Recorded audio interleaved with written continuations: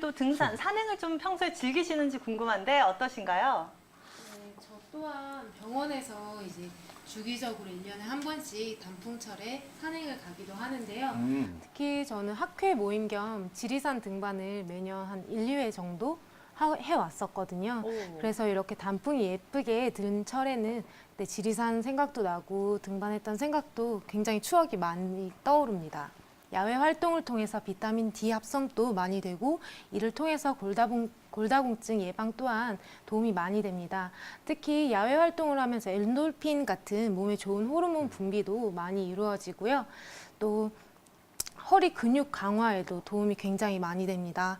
심폐지구력이나 호흡 기능에도 측면적인 부분에도 도움이 많이 되지만 이렇게 관절 주변의 근력 강화에도 많은 도움이 되기 때문에 낮은 산이나 무리하지 않는 선에서 등반을 해주시는 것은 건강에 굉장히 도움이 됩니다. 인대 손상 같은 경우에는 관절 운동 범위를 벗어나면서 인대가 늘어난 상태가 되기 때문에 특히 관절을 잡아주지 못해서 위험한 상태가 됩니다. 간단한 타박상부터 시작해서 인대 파열까지 다양한 범위의 손상이 있는데요. 원장님께서 언급하셨듯이 증상 초기에 어떻게 대처하느냐에 따라서 2차 손상이나 또 다른 위험성이 질병을 예방할 수 있는데요.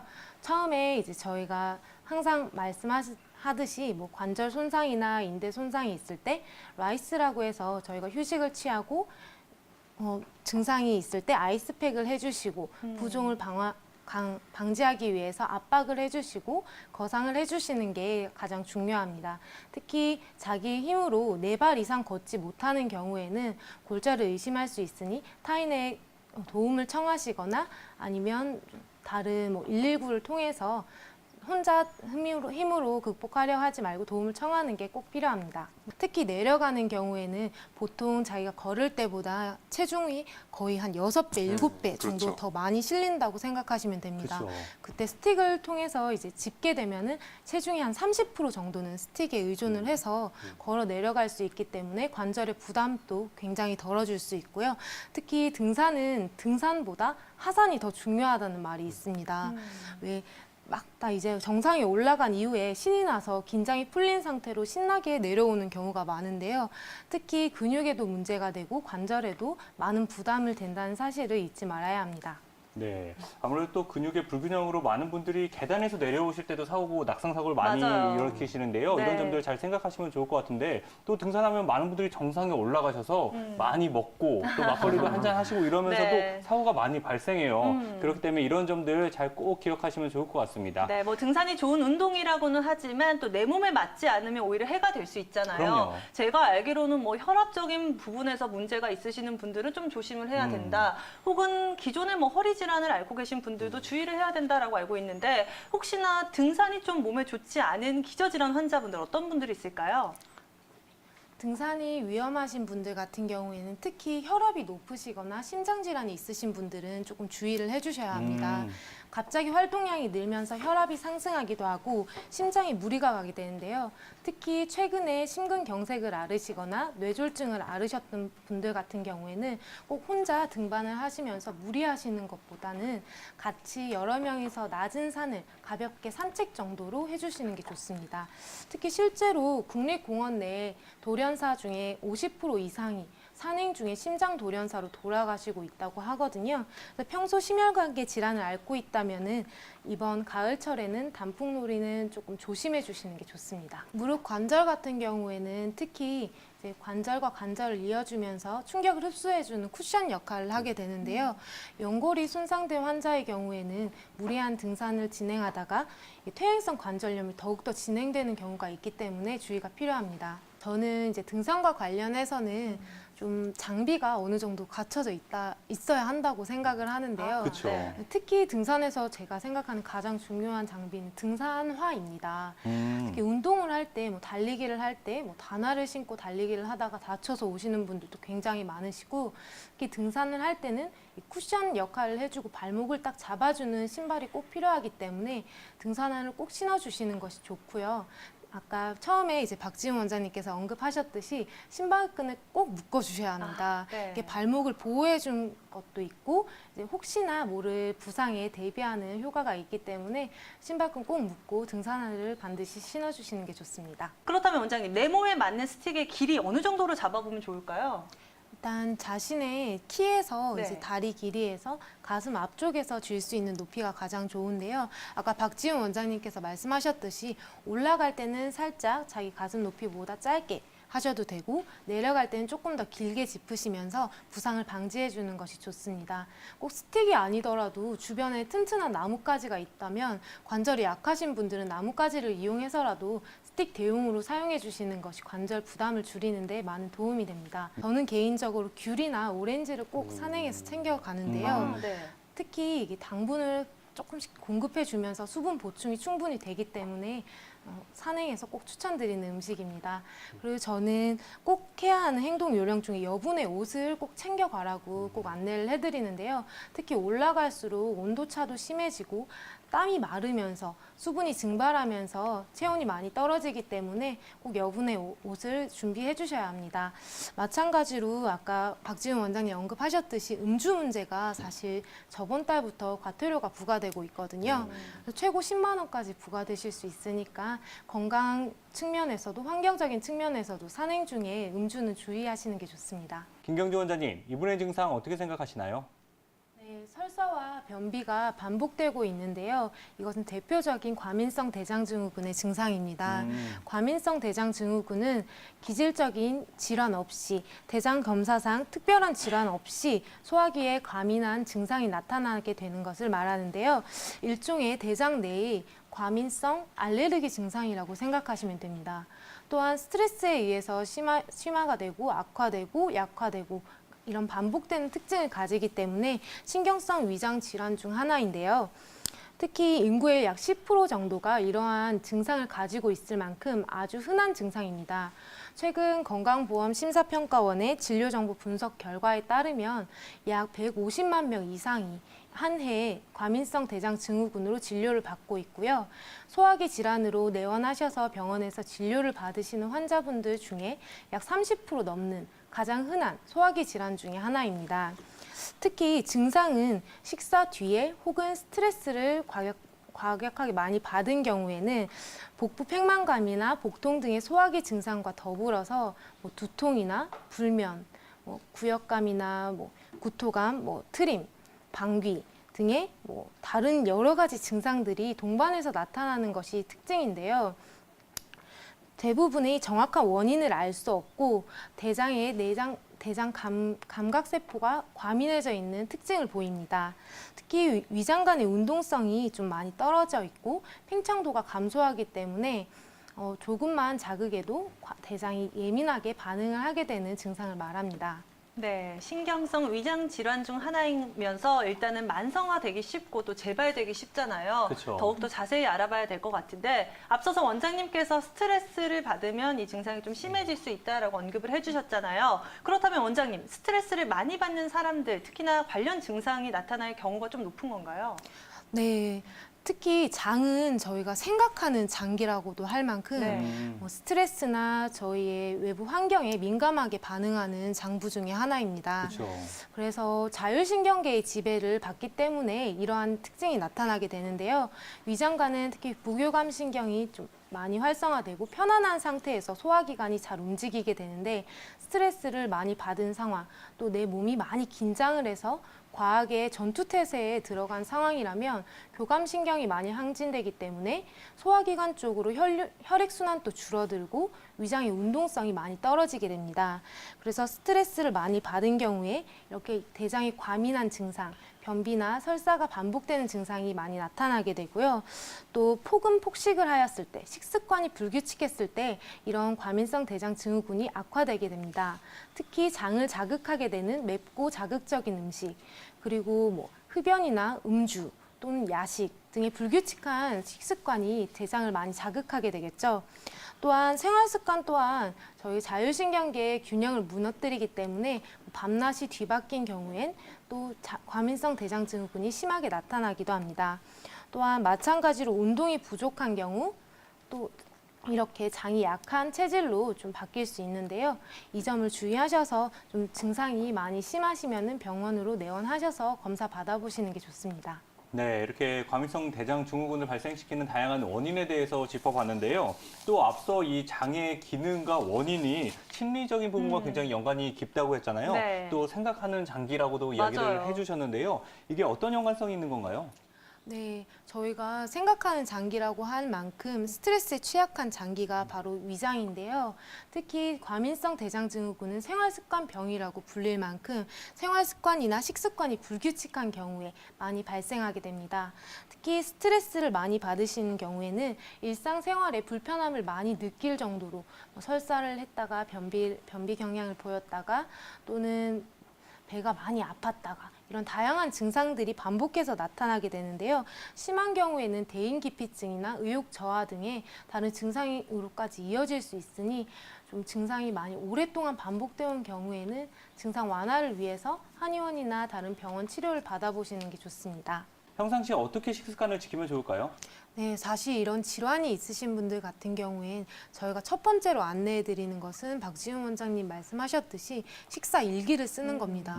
자신의 이런 증상을 유발하는 유발 위험 요인이 있다면 그 위험 요인을 제거해 주는 것이 가장 첫 번째 치료 원칙인데요. 아까 언급하셨듯이 우유나 유제품이 될 수도 있고 고지방 식이가 될 수도 있고 카페인 음료나 알코올, 밀가루 음식, 인스턴트 음식이 있을 수 있는데요. 제 동생 같은 경우도 사실 과민성 대장 증후군 때문에 오랫동안 고생을 해왔는데 이 밀가루 음식만 먹으면 사실 좀 증상이 악화가 됐었어요. 밀가루를 거의 완전히 끊은 상태에서는 조금씩 증상도 많이 완화가 되고 일상생활에서도 불편함이 많이 줄어드는 양상을 보였었는데요. 이렇게 유발 음식을 찾아내고 그 음식을 피하는 게 첫 번째 행동 습관입니다. 두 번째로는 이제 식습관에서 과식을 피하고 규칙적으로 식사를 소량씩 조금씩 먹는 게 중요한데요. 특히 과식을 하는 경우 대장을 직접적으로 자극을 하기 때문에 내 식습관이 혹시 한 번에 많이 먹진 않는지 체크를 반드시 해보셔야 합니다. 또한 콩이나 양배추 같은 음식이 사실 발효가 되면서 가스를 많이 유발하기 때문에 이런 식이섬유가 많다고 해서 무조건 변비나 설사에 도움이 되는 것은 아닙니다. 초반에는 콩, 양배추, 잡곡 등의 음식을 식이섬유가 많은 음식은 초반에 증상이 있을 때는 조금 줄여주시다가 서서히 늘려가면서 내 몸의 상태가 어떻게 변하는지 체크해 보셔야 합니다. 또한 배변을 돕기 위해서는 충분한 물을 마시고 아침에 일어났을 때 약간 차가운 물로 위장을 한번 운동시켜주는 게 굉장히 도움이 많이 되고요. 평소에 스트레스를 줄이고 규칙적인 운동을 해서 자율신경계를 안정화시키는 것이 중요합니다. 또 유산소 운동이나 복근 운동은 직접적으로 복부를 자극해서 위장을 운동시키기 때문에 이런 과민성 대장증후군 증상이 있는 경우에는 운동을 꼭 추천드리고요. 마지막으로 배변 습관을 조금 규칙적으로 들이면서 아랫배는 항상 따뜻하게 해주시는 것이 중요합니다.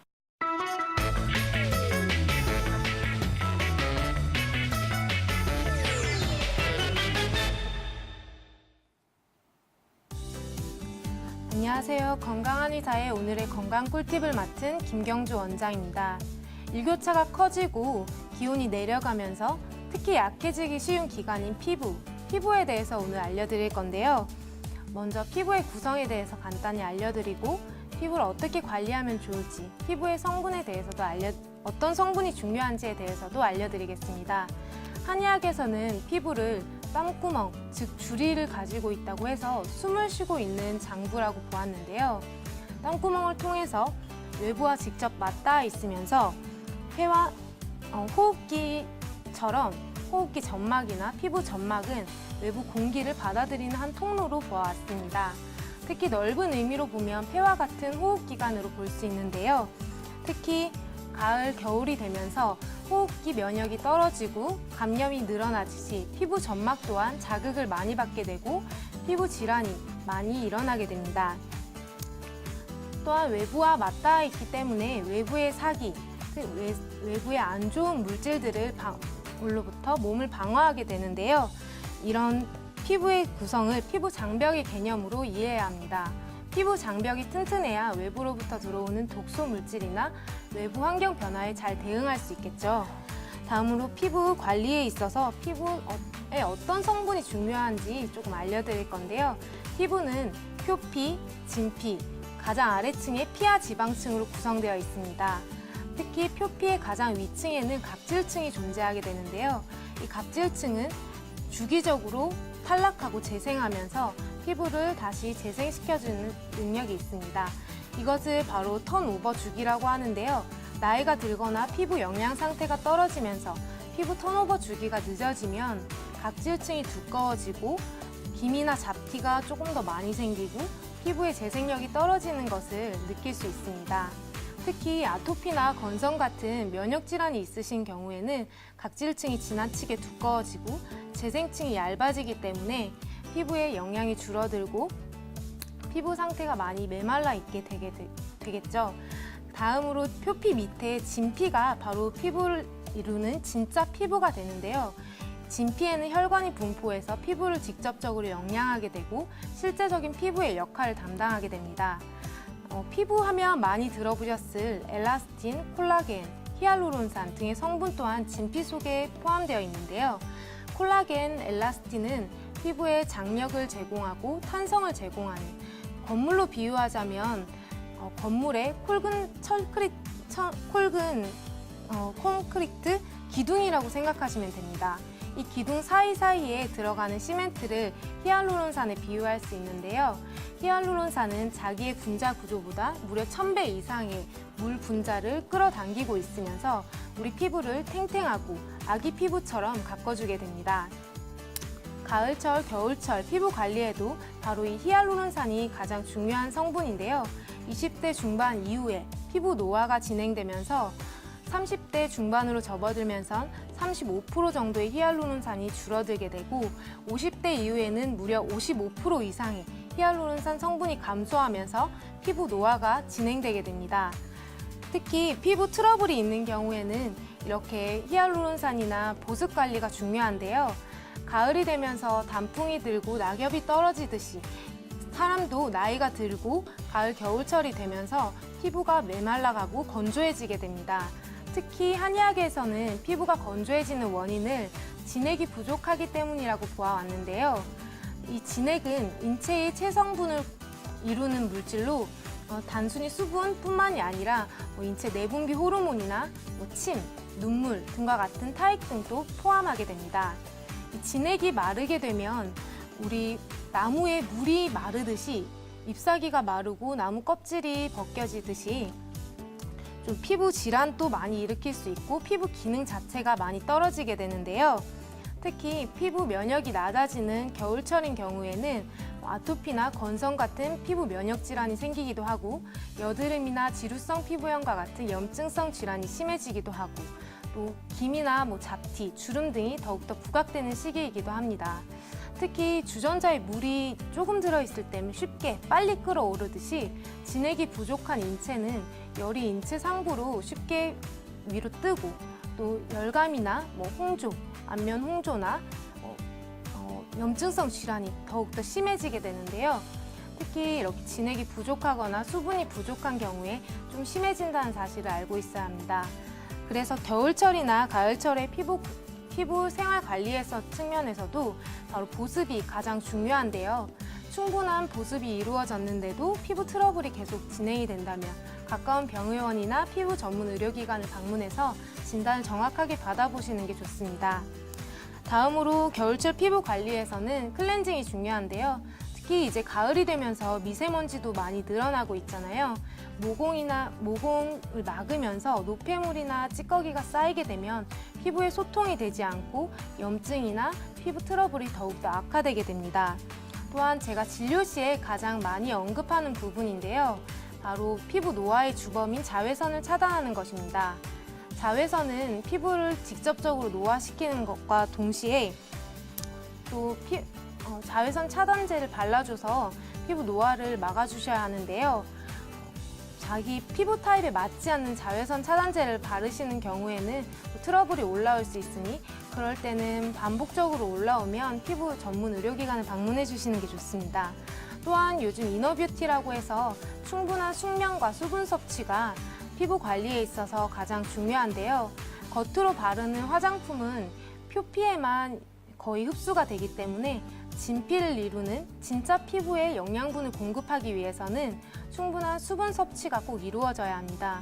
특히 주의하셔야 할 점은 수분 섭취를 한다고 차 종류나 커피를 많이 드시는 경우가 있는데요.